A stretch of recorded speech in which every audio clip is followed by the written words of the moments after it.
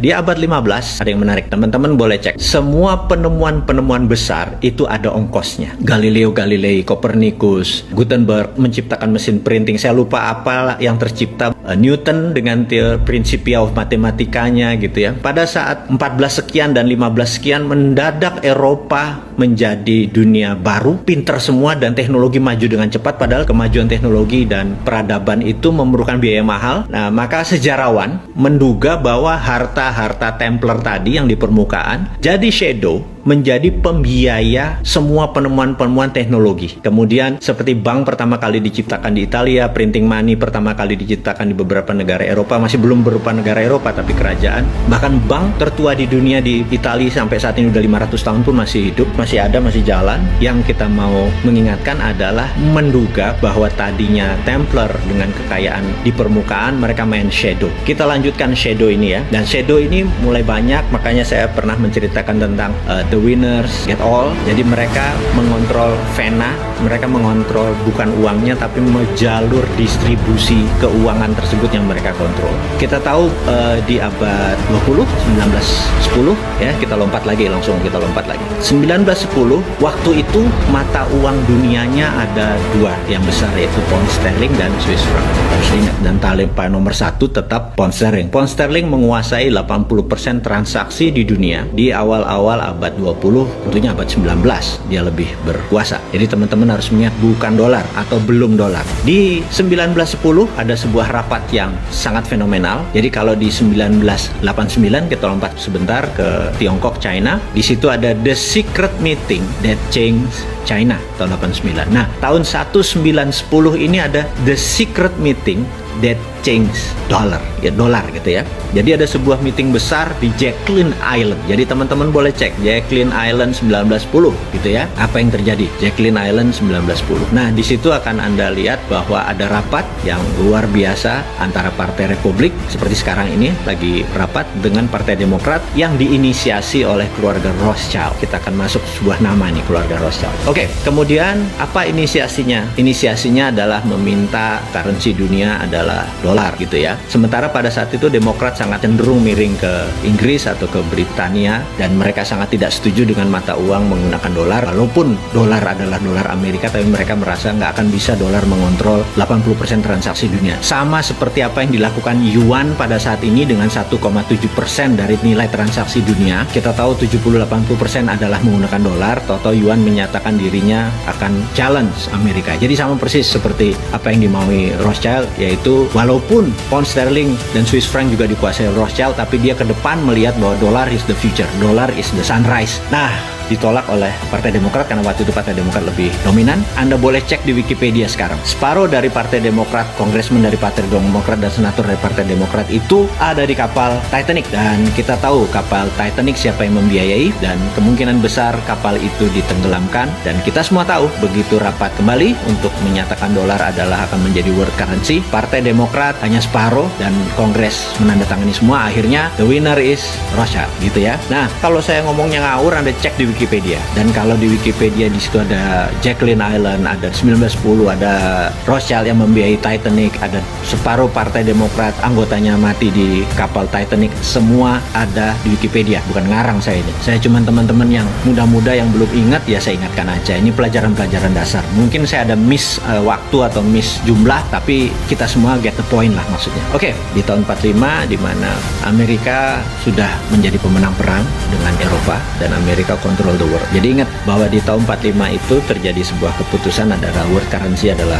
dolar, di mana delegasi Prancis tidak setuju, tapi 2 minggu kemudian delegasi Prancis menandatangani persetujuan tersebut. Kemudian Perang Dunia Kedua berakhir dan dunia menjadi baru dengan tatanan dunia baru. Oke, saya mau melompat lagi bahwa itu adalah cerita sejarah mundur dari zaman Templar sampai 1945, kemudian selama 70 tahun, ya sampai sekarang 75 tahun, Amerika control the world, Amerika Amerika kontrol the currencies, Amerika kontrol semuanya. Ingat, saya mau menceritakan bukan Amerika yang kontrol world mengenai sistem pembayaran. Amerika memang memiliki dolar sebagai world currency, tetapi kita mau mengingatkan bahwa sistem pembayaran, payment system, payout system, transaksi dikuasai oleh globalis. Saya mau kasih contoh, dan berkali-kali cerita ini saya udah kasih contoh kepada teman-teman semua. Kalau saya punya uang, saya mau transfer $1.000 ke rekening Anda, sahabat semua, kita datang ke Bank Mandiri, saya ngisi formulir nama Anda, kemudian saya kasih $1.000-nya ke bank tersebut. Yang terjadi adalah bank tersebut, clerk reconcile namanya, kasir tersebut akan memberikan notifikasi ke New York. Kemudian New York akan memberikan notifikasi ke kota kecil namanya Basel di Switzerland. Nah, Basel menyatakan good atau notifikasinya oke. Kemudian New York mendapatkan go ahead sign. Kemudian New York memberikan Bank Mandiri bilang oke. Pada saat itu masuklah $1.000 tadi, dipotong fee. Fee Mandiri dapat, fee New York dapat, dan Basel dapat. Jadi saya mengingatkan bahwa Basel dimiliki oleh sebuah keluarga. Dan selama kita menggunakan dolar sebagai currency, sistem menggunakan sistem dia dapat benefit. Jadi itulah disebut the winner take all, dan mereka sudah menguasai ini selama ratusan tahun. Jadi ke depan bagaimana? Nah, ini yang saya mau menceritakan, apa visi 2030 ke depan disandingkan dengan teori konspirasi. Mudah-mudahan teman-teman jadi mendapatkan visi besarnya dulu. Sekali lagi, Anda boleh bilang ini halunya Bosman, Anda boleh ini bilang pendukung teori konspirasi, tapi saya cukup konsisten dengan 450 video yang kita buat, cukup konsisten. Jadi kalau ada orang nanya, gila ya, dia ngayal tiap hari selama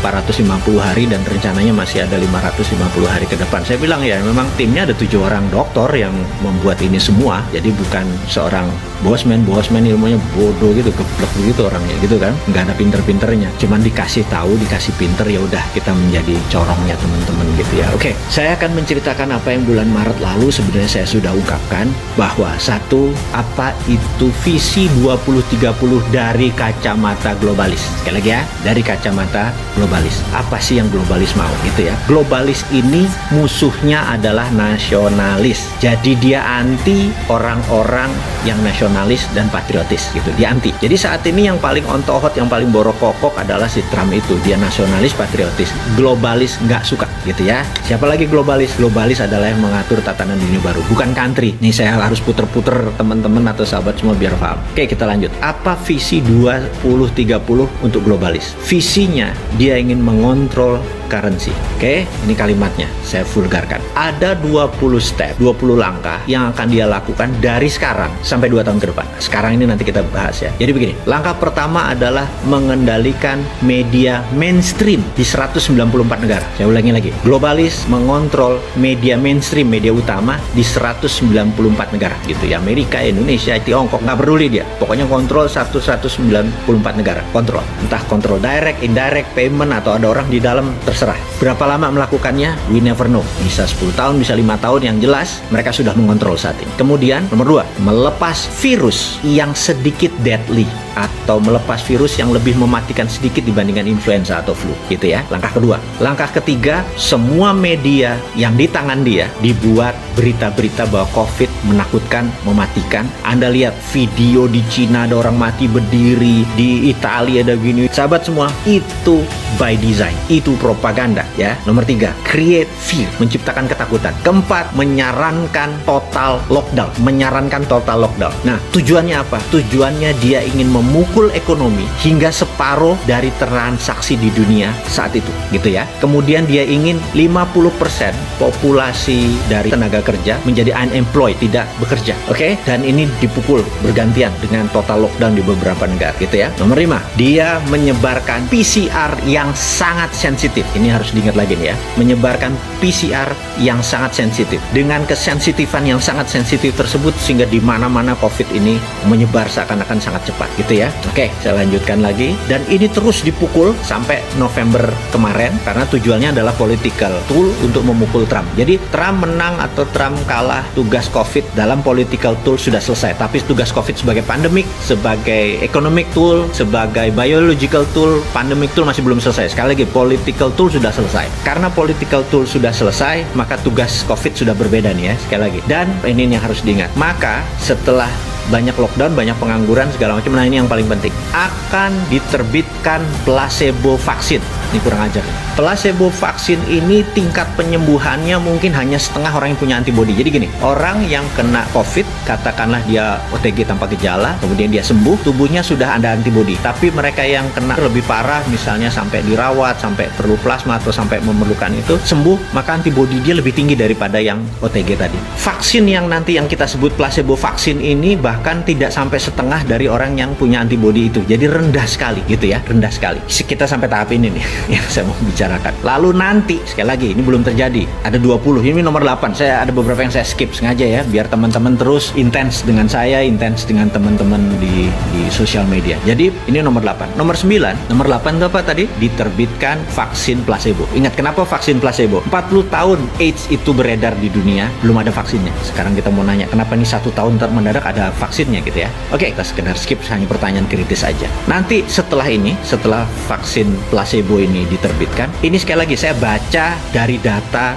apa yang dimaukan oleh para globalis. Yang nggak percaya teori konspirasi, anggap ini dongeng gitu aja ya. Setelah ini akan disebar PCR yang low sensitivity. Jadi ingat ya, tadi disebar PCR yang high sensitivity, sangat sensitif. Jadi semua orang akan jadi kena. Ini sekarang dibalik. Dia akan memberikan yang low sensitivity sehingga seakan-akan vaksinnya efektif. Sadis yang ngomongnya ya. Saya minta maaf nih. Jadi dengan ada PCR yang nanti disebar ada low sensitivity, kesannya vaksin efektif. Ini apa efeknya? Efeknya manusia di seluruh dunia merasa vaksin, merasa sekali lagi, dan COVID terkalahkan. Di sini berita akan terus turun hilang. Tapi nanging gitu kalau Jawanya. Tapi COVID masih ada, dan COVID masih satu level deadly atau mematikan daripada flu gitu ya. Jadi nanti Anda bisa bayangkan, kok kayaknya udah sembuh tapi bos ini mendadak 4 hari isolasi mandiri, 21 hari isolasi mandiri, terus bergilir. Jadi tahun 2021 apa yang terjadi? Jangan harap Anda akan merasa bahwa ini udah take off. Anda di trap. Anda emang sengaja mau dikenain oleh kaum globalis itu supaya terpapar lebih dari 60% penduduk dunia. Itu targetnya. Dengan terpapar itu dengan tingkat kematian 3-4%, hilang berapa puluh ribu atau ratus ribu manusia. Itu tujuan mereka gitu ya. Dan sekali lagi, teori konspirasi Anda boleh nggak percaya. Wes sakarepmu,